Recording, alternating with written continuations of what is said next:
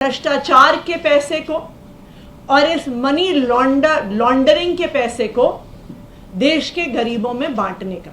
उन्होंने कहा कि अगर मैं फिर से प्रधानमंत्री बनता हूं तो मैं कोई ना कोई कानूनी रास्ता इसका निकालूंगा।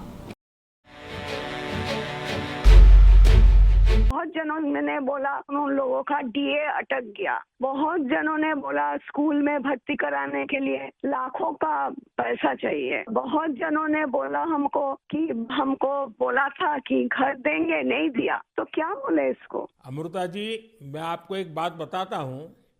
हाँ जी। मैं एक लीगल एडवाइस ले रहा हूँ। हाँ, प्लीज बोलिए। हमने बंगाल में ये ईडी वालों ने करीब 3,000 करोड़ रुपया इनका अटैच किया हुआ है। अब ये पैसा गरीब आदमी का पैसा है। किसी ने शिक्षक होने के लिए पैसा दिया, किसी ने क्लार्क होने के लिए पैसा दिया। वो सभी लोग जानते हैं। वो एकदम फेडअप हो गया, एकदम हाल छोड़ दिया। हम जो देख रहे हैं टीएमसी के ऊपर बहुत लोग नाराज है क्योंकि ये सब बहुत अत्याचार हो रहा है। तो मैं जो लीगल एडवाइस ले रहा हूँ, तो मेरी इच्छा ये है, अगर मुझे लीगल एडवाइस मिलेगी तो नई सरकार बनते ही जो भी कानूनी प्रावधान करना पड़ेगा, कुछ नियम बनाने पड़ेंगे, तो मैं ये जो 3,000 करोड़ रुपया है, जो गरीब लोगों का पैसा है और जिसने इस प्रकार का पैसा रिश्वत में दिया है, उन सबको मैं वापस पैसा करना चाहता हूं। तो आप पब्लिक में जरूर बताइए कि मोदी जी से मेरी फोन पर बात हुई है और उन्होंने कहा है कि बंगाल के लोग विश्वास करें कि जो 3,000 करोड़ रुपया ईडी ने अटैच किया हुआ है, वो 3,000 करोड़ रुपया गरीबों का पैसा है बंगाल के, और वो उनको वापस देने के लिए कोई न कोई रास्ता मैं खोजूंगा। ये जरूर बताइए आप लोगों को। हम बोलेंगे।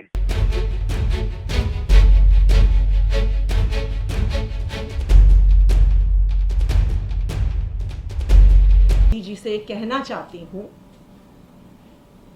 ईडी के रेड के बाद मनी लॉन्ड्रिंग के अक्यूज्ड कंपनियों का सबसे ज्यादा पैसा भारतीय जनता पार्टी के पास चंदे के रूप में आया है, इलेक्टोरल बॉन्ड्स के रूप में आया है।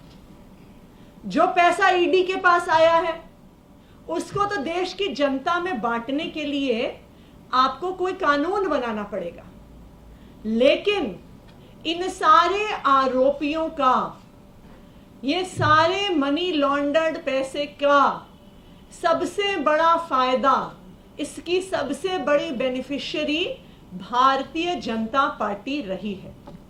तो अगर आप इन भ्रष्ट कंपनियों का पैसा, इन मनी लॉन्ड्रिंग कर रही कंपनियों का पैसा देश की जनता में बांटना चाहते हैं, जनहित में बांटना चाहते हैं, तो मैं आपसे आग्रह करूंगी कि जो 41 ऐसी कंपनियां हैं जिन पर आईटी की रेड हुई, जिन पर सीबीआई की रेड हुई, जिन पर इन्फोर्समेंट डायरेक्टोरेट की रेड हुई और जिन्होंने 2,741 करोड़ रुपए का चंदा भारतीय जनता पार्टी को दिया है, आपको उसको बांटने के लिए, उसको जनहित में लगाने के लिए आपको कोई कानून नहीं चाहिए।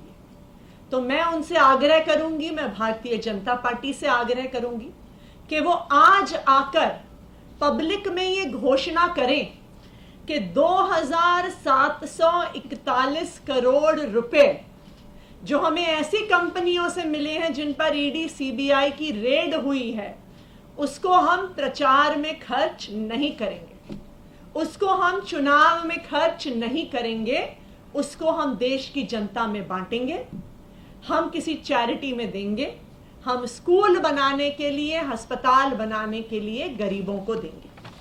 उदाहरण के तौर पे, और ये सब जानते हैं कि एक एक करके जिन जिन कंपनियों पर सीबीआई ईडी ने रेड किया, उन्होंने कुछ दिन बाद इलेक्टोरल बॉन्ड खरीदे और भारतीय जनता पार्टी को पैसा दिया।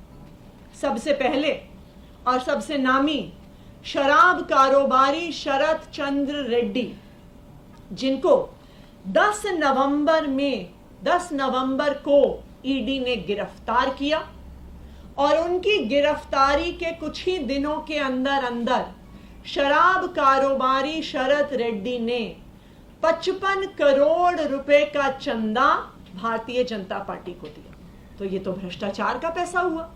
इनको तो ईडी ने गिरफ्तार किया था, तो मोदी जी के अनुसार ये पैसा तो देश की जनता में जाना चाहिए। उनको तो कोई कानून नहीं रोकता। तो मैं आग्रह करूंगी कि आज ही जेपी नड्डा जी प्रधानमंत्री नरेंद्र मोदी जी की तरफ से ये घोषणा करें कि जो 55 करोड़ रुपया शराब कारोबारी शरद चंद्र रेड्डी से भारतीय जनता पार्टी को मिला है, उनकी ईडी के गिरफ्तारी द्वारा भारतीय जनता पार्टी आज डिक्लेयर करे कि वो इस भ्रष्टाचार के पैसे को चुनाव में नहीं इस्तेमाल करेगी। दूसरी कंपनी फ्यूचर गेमिंग, जिस पर अप्रैल 2022, सितंबर 2022, जुलाई 2022, अप्रैल 2023 में ईडी की रेड हुई। इस फ्यूचर गेमिंग कंपनी ने 52 करोड़ रुपए का चंदा इलेक्टोरल बॉन्ड्स के थ्रू भारतीय जनता पार्टी को दिया है। तो मैं चाहूंगी कि आज भारतीय जनता पार्टी घोषणा करे कि ये जो 52 करोड़ रुपए भ्रष्टाचार का, जो 52 करोड़ रुपए मनी लॉन्ड्रिंग का भारतीय जनता पार्टी के पास आया है, वो उसे चुनाव प्रचार में नहीं खर्च करेंगे, वो उसे देश की जनता के बीच बांटेंगे। हल्दिया एनर्जी लिमिटेड, मार्च 2020 में सीबीआई की यहां पे रेड पड़ती है और उसके बाद 105 करोड़ रुपया हल्दिया एनर्जी द्वारा भारतीय जनता पार्टी को दिया जाता है। तो मैं भारतीय जनता पार्टी से आग्रह करूंगी कि आज घोषणा करे कि 105 करोड़ रुपया भ्रष्टाचार का जो उनके पास आया है, वो अपने चुनाव प्रचार में नहीं खर्च करेंगे, वो गरीबों में बांटेंगे। इसी तरह से ये कंपनियों की लिस्ट इतनी लंबी है, चाहे इसमें Future Gaming, Mega Engineering, Haldia Energy, Kalpataru Projects, Chennai Greenwoods, Vedanta Limited, Hetero Group, Navayoga Engineering, doctor Reddy's, Micro Lab, Hero Motor Corp. बहुत लंबी ऐसी लिस्ट है उन कंपनियों की जहां पर आईटी के छापे पड़े, सीबीआई के छापे पड़े, ईडी के छापे पड़े और फिर भ्रष्टाचार का पैसा भारतीय जनता पार्टी में गया। तो प्रधानमंत्री को देश में तो कानून लाना पड़ेगा इस पैसे को गरीबों में बांटने के लिए। तो फिर वो कह रहे हैं कि मुझे फिर से वोट दीजिए, लेकिन मैं भारतीय जनता पार्टी को ये कहूंगी कि भारतीय जनता पार्टी के अकाउंट में जो पैसा है, जो भ्रष्टाचार का पैसा है, उसको गरीबों को देने से आपको कोई नहीं रोक रहा। आज आप घोषणा करिए कि भ्रष्टाचार का पैसा भारतीय जनता पार्टी द्वारा चुनाव में नहीं इस्तेमाल होगा और उस पैसे को हम देश के गरीबों में बांटेंगे। Thank you.